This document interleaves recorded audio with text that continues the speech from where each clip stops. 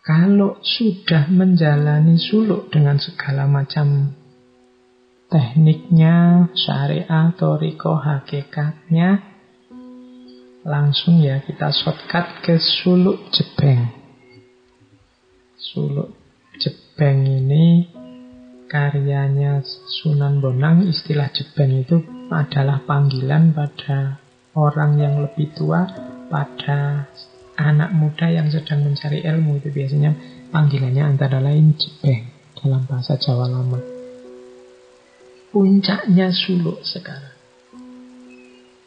Ini dalam suluk jebeng dijelaskan, ya puncaknya suluk itu tidak bisa dijelaskan. Puncak ilmu yang sempurna seperti api yang berkobar. Hanya bara dan nyalanya, hanya kilatan cahaya, hanya asapnya kelihatan. Ketahuilah wujud sebelum api menyala dan sesudah api padam, karena serba diliputi rahasia. Adakah kata-kata yang bisa menyebutkan? Jadi siapapun yang mencapai puncaknya suluk, kalau Imam Ghazali menyebutnya ma'rifat, kasyaf, nanti ada yang menggunakan istilah musyahadah dan lain sebagainya, ini tidak bisa dijelaskan, hanya bisa dirasakan. Maka yang tahu pasti hanya yang menjalani, bukan yang membaca bukunya. Dia seperti api berkobar, hanya bara dan nyalanya. Api berkobar itu kan yang kelihatan hanya baranya dan nyalanya. Kobarannya mana? Ya kita tidak tahu. Seperti ombak dan air, itu kan tidak bisa dipisahkan. Airnya ambilin, ombaknya buat aku, kan tidak bisa. Tapi menjelaskannya memang susah.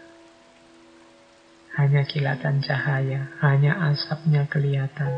Maka ketahuilah wujud sebelum api menyala dan sesudah api padam. Ini menunjukkan bahwa hanya orang yang menjalani lakunya sejak awal yang akan tahu rahasianya. Karena serba diliputi rahasia. Tidak ada kata-kata yang bisa menjelaskan. Nah, ini penjelasan tentang puncaknya suluk. Yang kedua, jangan tinggikan diri melampaui ukuran. Berlindunglah semata-mata kepadanya. Ketahuilah rumah sebenarnya jasad ialah ruh. Jangan bertanya, jangan memuja nabi dan wali-wali, jangan mengaku Tuhan, jangan mengira tidak ada padahal ada. Sebaiknya diam, jangan sampai digoncang oleh kebingungan. Nah, ini untuk yang melakukan perjalanan. Yang tidak melakukan perjalanan tidak bisa menjelaskan. Tapi yang tahu hanya yang ngalami. Meskipun nanti yang sudah ngalami susah menjelaskannya dengan kata-kata. Meskipun demikian, bagi yang sudah mengalami puncaknya suluk, yang pertama apa? Jangan tinggikan diri melampaui ukuran. Jangan sombong. Jangan merasa lebih tinggi dari yang lain, lebih dekat dengan Allah daripada yang lain. Berlindunglah semata-mata kepadanya. Pokoknya kita bersandar saja sepenuhnya kepada Allah. Ketahuilah rumah jasad ialah ruh. Maksudnya apa? Yang kelihatan adalah jasad, yang tidak kelihatan itu ruh. Berarti apa? Yang lebih penting itu ruh. Di situ kan rumahnya jasad adalah ruh. Biasanya kan kita rumah. Ruh itu tinggalnya di rumah jasad. Tapi di sini dibalik. Kuncinya manusia itu adanya di ruh, di batin. Maka selanjutnya jangan banyak bertanya. Rasakan saja. Nikmati saja kebersamaanmu dengan Allah.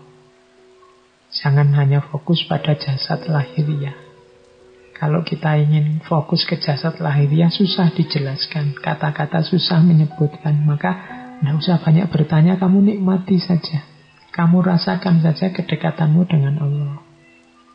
Kemudian ada petunjuk juga, Jangan memuja nabi dan wali-wali. Para nabi, para aulia, ajaran dan macam-macam itu sarana media kita untuk menuju Allah. Maka jangan dibalik. Jangan memuja nabi dan wali-wali. Kita harus menghormati, bersyukur, sangat berterima kasih pada mereka, karena mereka membuat kita sampai pada Allah. Tapi jangan posisikan mereka di posisinya Allah. Demikian juga jangan mengaku Tuhan. Kalau sudah dekat sama Allah, sangat fokus pada Allah, bahkan merasa diri sendiri hilang, katanya Kanjeng Sunan Bonang, tetap jangan ngaku Tuhan. Kita masih manusia yang begitu disayang, begitu dirahmati oleh Allah, sehingga bisa melakukan perjalanan sampai padanya. Kemudian jangan mengira tidak ada padahal ada. Berarti apa? Jangan hanya melihat yang kelihatan saja. Jangan hanya percaya pada yang kelihatan saja. Banyak yang hakiki dalam hidup ini sifatnya tidak kelihatan. Kemudian sebaiknya diam. Biasanya orang yang tuntas itu lebih suka diam karena merasa sudah terbuka semuanya, sudah beres semuanya. Maka sebaiknya diam. Jadi asiknya, nikmatnya pengalaman puncak bersama Allah itu seperti asiknya kita kalau di situ ilustrasinya bersama perempuan. Loh, asiknya seperti itu. Dijelaskan tidak bisa. Kalau ada yang tanya, coba jelaskan enaknya apa sih? Tidak bisa. Yang ngalami saja yang ngerti. Asiknya seperti itu. Oleh karena itu, anakku, terimalah ajaran ini, pahami baik-baik.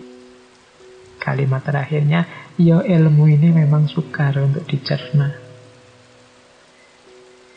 Yang jelas, bersihkan diri, ayo memulai perjalanan. Sebenarnya intinya di situ.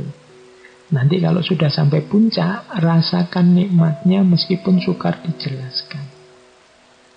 Ini diambil dari suluk Jebeng.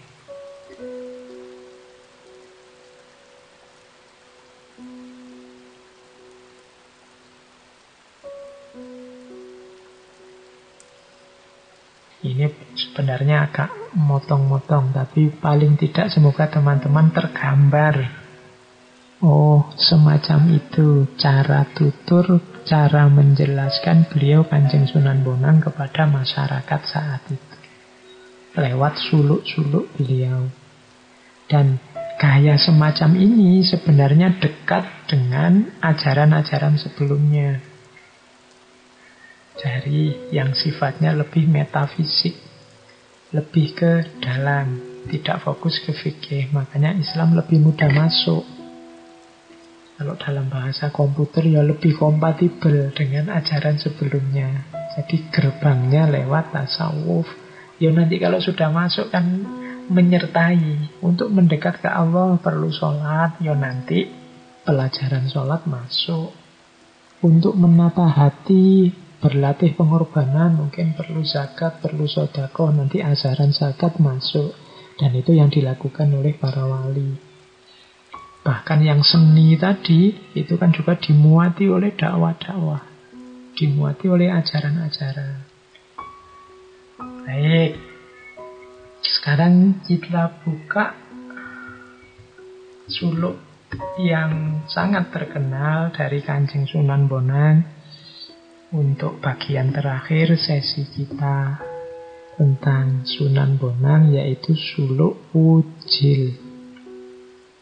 Suluk wujil ini tidak terlalu panjang sebenarnya, cuma isinya dalam. Jadi isinya tentang hakikat dalam beragama. Ya tentu saja sebagaimana yang lain saya tidak bisa membaca semua. Semoga nanti kapan-kapan ada waktu kita bedah secara khusus suluk wujil ini. Wujil ini nama seorang murid dari Kanjeng Sunan Bonang. Jadi wujil ini murid yang gelisah. Sudah sekian lama menjelajah cari ilmu ke banyak guru, tapi dia merasa belum apa-apa, tidak punya apa-apa, tidak dapat apa-apa. Maka menghadaplah dia ke Kanjeng Sunan Bonang, yang kalau di Suluk Wujil ini disebut dengan Ratu Wahdat. Oke ya, kita coba buka dari halaman awal Suluk Wujil, itu yang saya beri nomor 1, 2, 3, 4, 5, itu berarti ya bait urutannya. Saya mulai dari paling awal. Langsung terjemahannya ya bahasa Indonesia, biar yang tidak ngerti Jawa bisa menangkap. Yang tertarik dengan serat Wujil ini kamu googling lah. Sangat banyak orang sudah meneliti, memposting, bahkan sudah menerjemah plus kalimat-kalimat aslinya dalam bahasa Jawa Tengahan. Oke, yang pertama, inilah cerita si Wujil.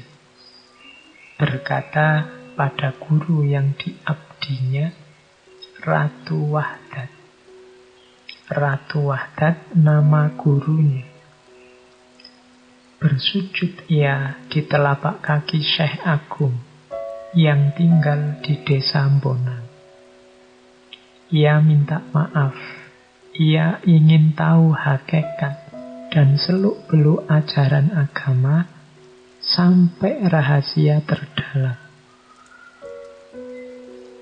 Jadi, bait pertama ini menceritakan adanya seorang murid bernama Wujil yang menghadap gurunya yang bernama Syekh Wahdat yang tinggal di desa Bonang. Tujuannya apa? Ingin tahu hakikat seluk-beluk agama sampai dalam. Nah, itu yang kedua kalimatnya Wujil. 10 tahun lamanya sudah Wujil berguru kepada sang wali, namun belum mendapat ajaran utama. Ia berasal dari Mojopahit, bekerja sebagai abdi raja, sastra Arab telah ia pelajari, ia menyembah di depan gurunya, kemudian berkata seraya menghormat minta maaf. Jadi Wujil ini aslinya dari Mojopahit. Sekarang berguru pada Sunan Bonang, Ratu Wahdat, sang wali yang tinggal di Bonang.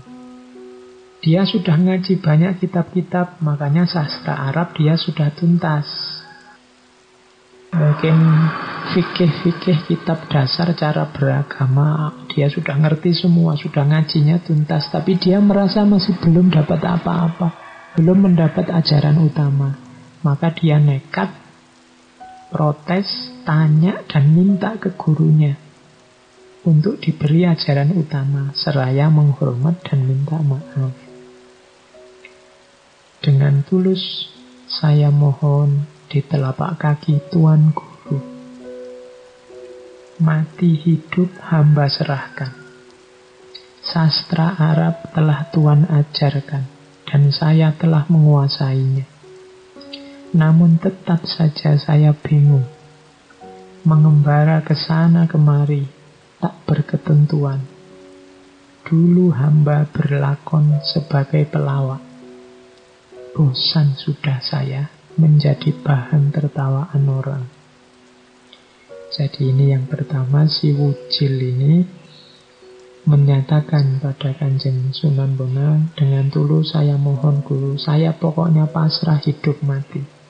Kalau yang semua Tuan Guru ajarkan, semua jenengan kajikan, yang sastra Arab tadi dalam bahasa Arab, saya sudah ngerti semua, sudah. Tapi kok masih tetap tidak tenang. Saya masih bingung. Rasanya masih melayang, belum mantap. Dulu hamba berlakon sebagai pelawak. Ini mungkin untuk menertawakan dirinya sendiri. Bahwa selama ini aku ini koyo pelawak. Hidupnya membuat orang tertawa. Jadi dia hanya jadi bahan tertawaan orang. Bosan sudah saya, katanya Wujil. Ya Syekh Al-Mukarram, uraikan kesatuan huruf. dulu dan sekarang. Yang saya pelajari tidak berbeda, tidak beranjak dari tatanan lahir, tetap saja tentang bentuk luarnya. Saya meninggalkan Mojopahit, meninggalkan semua yang dicintai, namun tidak menemukan apapun sebagai penawar. Jadi dia sudah menjelajah kemana-mana. Kemudian dulu dan sekarang dia sudah belajar macam-macam. Dan dia simpulkan ternyata tidak ada bedanya kok ajaran-ajaran dulu dan ajaran sekarang itu. Tapi semuanya dia tidak puas. Karena yang diajarkan hanya tatanan lahirnya saja, bentuk luarnya saja. Sampai dia meninggalkan Mojopahit, meninggalkan semua yang dicintai, tapi tetap belum menemukan yang memuaskan hatinya. Diam-diam saya pergi malam-malam, mencari rahasia yang satu dan jalan yang sempurna. Semua pendeta dan ulama hamba temui, agar terjumpa hakikat hidup. Akhir kuasa sejati, ujung utara selatan, tempat matahari dan bulan terbenam. Akhir mata tertutup dan hakikat maut. Akhir ada dan tiada. Jadi ini si Wujil ini menceritakan susah payahnya dia mengembara mencari ilmu. Mencari ilmu yang dalam, yang hakiki. Selama ini dia merasa hanya dapat ilmu-ilmu yang lahiriah saja, yang tidak mendalam. Semua pendeta, semua ulama dia temui. Sampai ke ujung utara, ujung selatan, sampai tua menjelang maut juga masih belum ketemu yang sejati. Itu yang kelima, dilanjutkan. Nah, ini kemudian responnya Kanjeng Sunan Kalijogo. Kanjeng Sunan Bonang. Dari sini nanti dimulai petuah-petuah dari Kanjeng Sunan Bonang terhadap Wujil. Nanti di bagian akhir memang Kanjeng Sunan Bonang ini memerintahkan Wujil untuk menghadap Syekh Malaya. Syekh Malaya ini ya Kanjeng Sunan Kalijogo. Jadi di bagian belakang Serat Wujil ini nanti ada juga petuah-petuah nasihat dari Kanjeng Sunan Kalijogo. Yang waktu itu disebut Syekh Malaya, berarti tinggalnya masih di Malaka. Kalau dalam ceritanya ya antara lain gurunya Sunan Kalijogo waktu bergerak Syekh Malaya dan di Malaka itu Nabi Khidir. Nah, ini jawabannya Sunan Bonang. Ratu Wahdat tersenyum lembut. Hai Wujil, sungguh lancang engkau. Tuturmu tak lazim. Berani menagih imbalan tinggi demi pengabdianmu padaku. Tak patut aku disebut sang arif, andai hanya uang yang diharapkan dari jerih payah mengajarkan ilmu. Jika itu yang kulakukan, tak perlu aku menjalankan tirakat. Sunan Bonang yang menerima Wujil yang gelisah ini tersenyum terus bilang, "Alah Wujil, sungguh lancang." Ini mungkin menyentil muridnya si Wujil. Tuturmu tak lazim. Ini kan si Wujil ini sudah bertahun-tahun belajar sampai pinter ngerti sastra Arab, merasa belum apa-apa. Terus protes ke Kanjeng Sunan Bonang. Kata Sunan Bonang, tuturmu tak lazim. Berani menagih imbalan tinggi. Kamu ini kayak orang nagih. Balasan dari pengabdianmu padaku. Tapi kalau logikanya bayaran, bahwa karena engkau nagih atau karena aku harus bayar atau karena kamu harus membayar ilmu diberikan, andai hanya uang yang diharapkan, tak perlu aku menjalankan tirakat.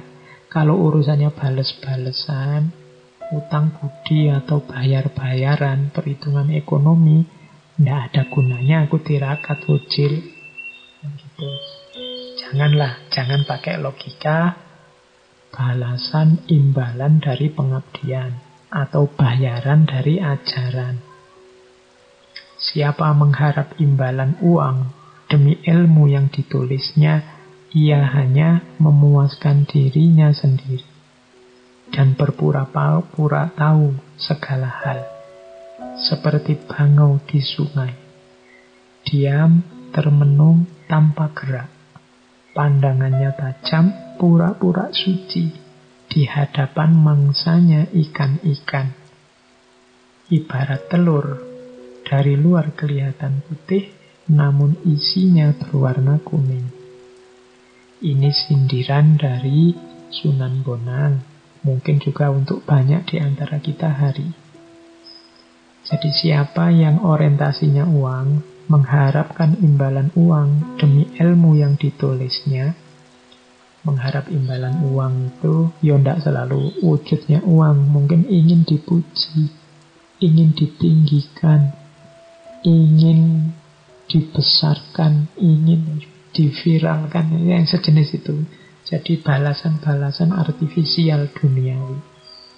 Kalau ada orang semacam ini orang hanya seperti orang ingin memuaskan dirinya sendiri. Orang ini seperti bangau di sungai. Bangau ya, kalau teman-teman bisalah membayangkan bangau yang kalau sore-sore itu biasanya diam di pinggir sungai, termenung, tidak bergerak, pandangannya tajam, pura-pura suci. Itu kan dia di pinggir sungai itu gayanya anteng, pandangannya tajam seperti orang termenung, tapi sebenarnya dia sedang nyari ikan. Begitu ada ikan lewat, ya langsung habis dimakan. Itu disindir seperti ini oleh Sunan Bonang, bahwa orang semacam itu sebenarnya orang yang hanya pura-pura suci.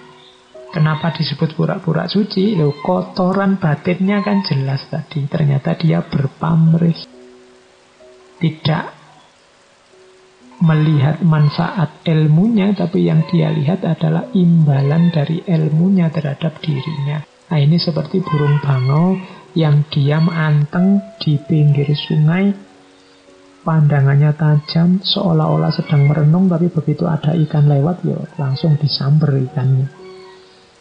Bahkan katanya Sunan Bonang seperti telur. Telur itu yang luarnya putih, tapi ternyata isinya nggak putih, isinya kuning. Oke. Nah, terus yang ke-8, matahari terbenam, malam tiba, wujil menumpuk potongan kayu, membuat perapian, memanaskan tempat pesujudan sang zahid. Di tepi pantai sunyi di Bonang, desa itu gersang, bahan makanan tak banyak, hanya gelombang laut memukul batu karang dan menakutkan. Kalau ini ilustrasi tentang situasi saat itu. Jadi ini ternyata disampaikan sore hari menjelang malam. Akhirnya malam tiba, wujil ngumpulin kayu dulu, bikin perapian. Apalagi situasinya dekat laut, biar tidak gelap. Oke, setelah semuanya beres, masuk ke bait ke-9. Sang Arif lembut berkata, "Wahai wujil, kemarilah." Dipegangnya kunci rambut wujil, selaya dielus-elus, tanda kasih sayangnya. "Wujil, dengar sekarang, jika engkau harus masuk neraka karena kata-kataku, aku yang akan menggantikanmu." Saya langsung ke 10 ya, biar tidak salah paham. Dengan sangat hormat, wujil menyembah seraya mengatakan terima kasihnya kepada Sang Mahayogi. Wujil berkata, "Jangan Paduka, lebih baik hamba Sang Wujil sendiri yang masuk neraka." Karena mereka berdua sudah saling mengetahui maksudnya, maka antara sang guru dengan siswanya itu tidak pernah berselisih paham.